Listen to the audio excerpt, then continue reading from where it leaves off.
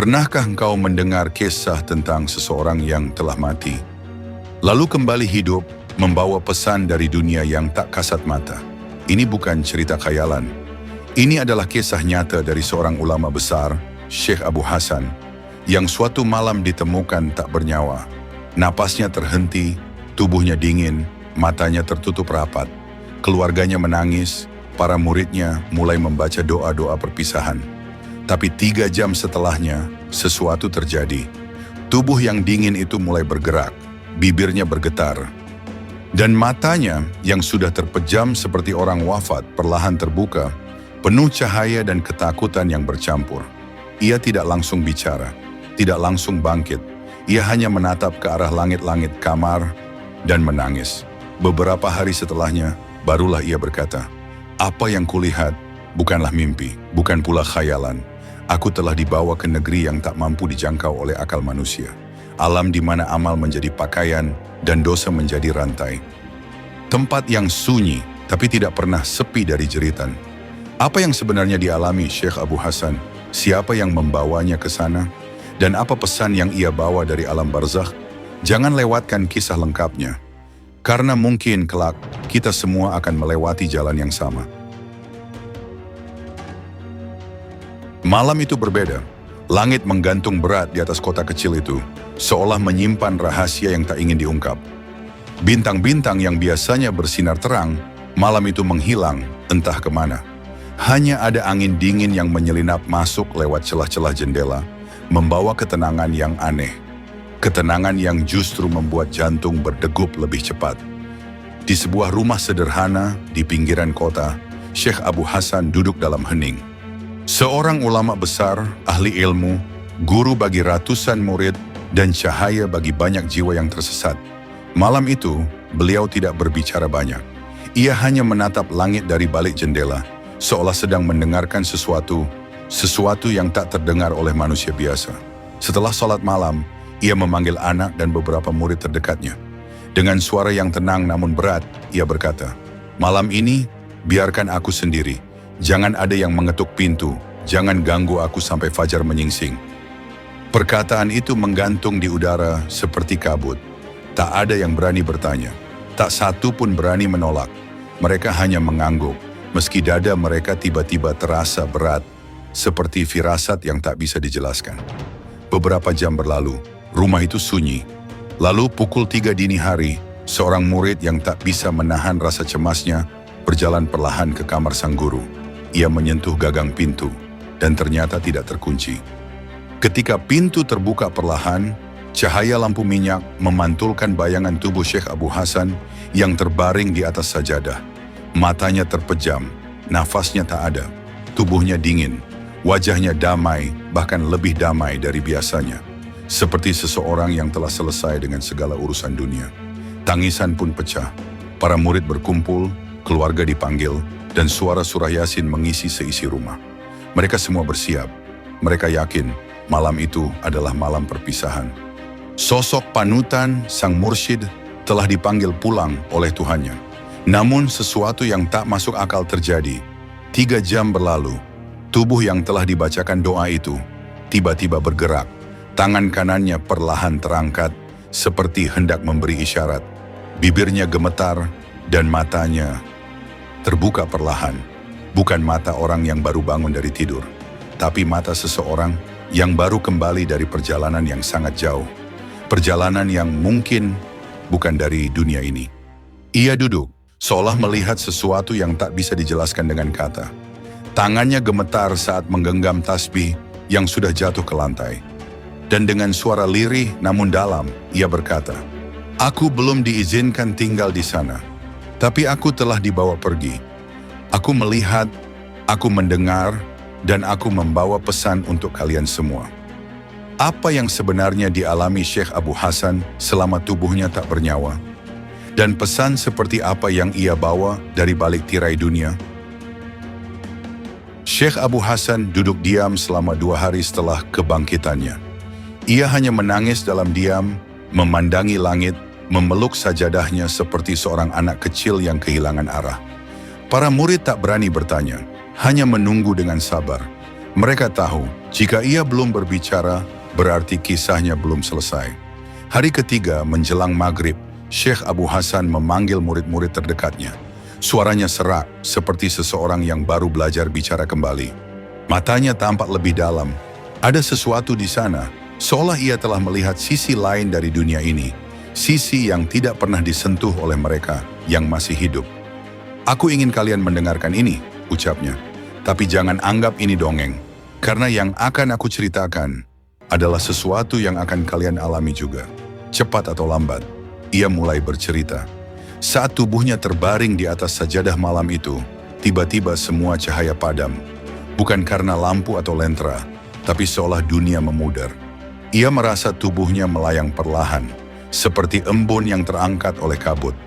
Lalu di tengah kegelapan itu, sebuah suara bergema, bukan suara manusia, bukan pula bisikan jin, tapi suara yang masuk langsung ke dalam hati, membuat tubuh tak bisa bergerak, membuat jiwa terdiam.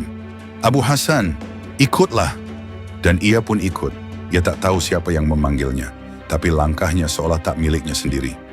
Ia berjalan atau melayang melewati ruang-ruang asing, lorong-lorong gelap yang dipenuhi bisikan-bisikan samar. Ia melihat bayangan-bayangan, tapi tak bisa memastikan bentuknya. Ada yang menangis, ada yang tertawa, ada pula yang berteriak, namun suaranya tidak sampai. Lalu ia sampai di sebuah gerbang. Gerbang itu tidak besar, tapi tak terlihat ujungnya. Di atasnya tertulis dalam cahaya yang gemetar, "Ini adalah alam antara, tempat tinggal jiwa sebelum dipanggil ke akhir." Gerbang itu terbuka dengan sendirinya. Dan begitu ia melangkah masuk, Abu Hasan merasakan sesuatu yang tak pernah ia rasakan seumur hidupnya. Keterpisahan yang mutlak. Ia merasa tercerabut dari tubuh, dari dunia, dari segalanya. Ia berada di tempat yang tidak punya waktu. Ia melihat ribuan jiwa, beberapa duduk dengan tenang, wajahnya berseri, matanya menatap ke arah cahaya yang lembut. Mereka mengenakan pakaian yang tampak disusun dari amal-amal mereka. Ada yang indah, ada yang compang-camping. Ada pula yang tubuhnya dibelenggu, wajahnya tertutup, mulutnya seperti ingin berkata sesuatu, tapi tak pernah terdengar. Abu Hasan dituntun menuju suatu tempat. Di sana, ia melihat dua sosok besar, cahaya menyelimuti mereka, tapi wajah mereka tidak bisa dilihat. Salah satu dari mereka berkata, "Kau belum waktunya, tapi kau telah melihat, dan engkau akan membawa ini kembali. Ceritakan kepada mereka bahwa dunia bukan tempat tinggal, melainkan tempat berpamitan." Abu Hasan menangis dalam kisahnya. Air matanya menetes saat ia berkata, "Aku melihat orang-orang yang selama hidup tampak mulia, tapi di sana dibelenggu karena satu dosa tersembunyi. Aku melihat orang miskin yang tak dikenal, tapi di sana duduk di atas singgasana, karena satu amal kecil yang tulus. Dan aku melihat diriku sendiri, dosa-dosaku, lalai-lalaiku, yang selama ini kututup dengan ilmu dan ibadah, tapi ternyata langit tahu segalanya." Ia berkata, ia sempat memohon untuk tidak kembali. Ia ingin tinggal di sana, tapi suara itu berkata, "Masih ada tugas, masih ada yang perlu disampaikan, masih ada jiwa-jiwa yang butuh diingatkan." Dan sekejap kemudian, ia kembali, terbangun, duduk di atas sajadahnya. Dan yang ia bawa adalah ketakutan, sekaligus kasih sayang dari alam yang tak terlihat. Murid-muridnya terdiam, beberapa menangis. Tak ada yang berbicara, karena malam itu, semua sadar bahwa kematian bukan akhir, tapi hanya awal dari kebenaran yang sebenarnya. Beberapa hari setelah itu, Syekh Abu Hasan kembali mengumpulkan murid-muridnya. Kali ini bukan untuk mengajar kitab atau membahas fiqh, tetapi untuk menyampaikan pesan terakhir dari perjalanan yang mengubah seluruh jiwanya. Ia berdiri perlahan di hadapan mereka. Sorot matanya tak lagi seperti dulu.